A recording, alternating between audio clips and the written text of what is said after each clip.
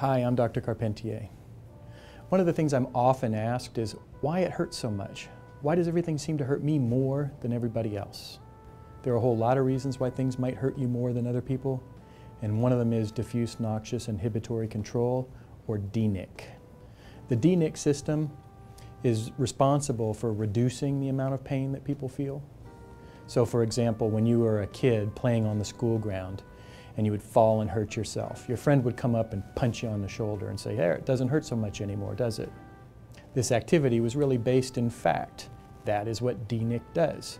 It turns down the pain that you experience. The more pain you have, the more intensely the DNIC system should operate. But somehow for some people that doesn't happen. The DNIC system can be very important for survival. For example, a soldier on the battlefield will be able to run to safety even though he's severely injured. Football players can play with broken limbs or badly damaged joints, and it's this DNIC system which allows them to do that. But some unlucky people don't have a high-functioning DNIC system. Simple activities like walking around the block or going to the grocery store can leave them exhausted and in pain.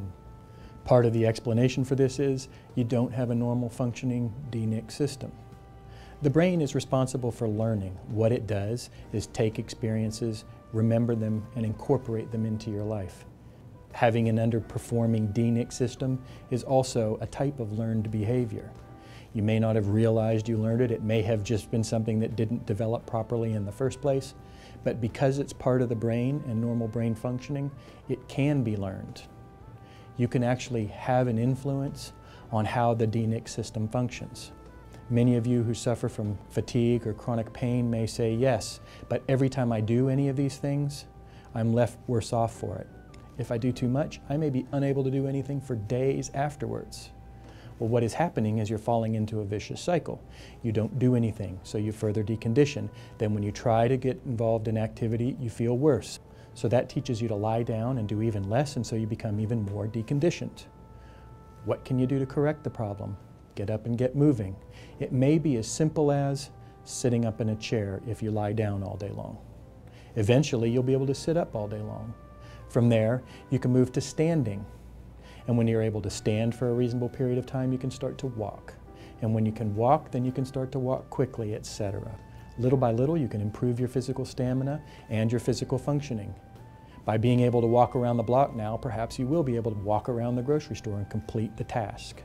It's very important not to look at where you want to be, but look at where you've been. If you started only being able to sit up in bed and now you're able to grocery shop for 30 minutes, that's significant improvement. It may not be the improvement that you want, but it is significant improvement. The DNIC can learn to turn back on over time. The way you teach it is by increasing your level of activity slowly.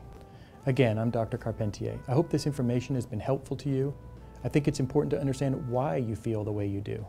While it may appear to be outside of your control right now, it is possible to learn how to retrain the DNIC system so that you can improve your function, improve your stamina, and improve your quality of life.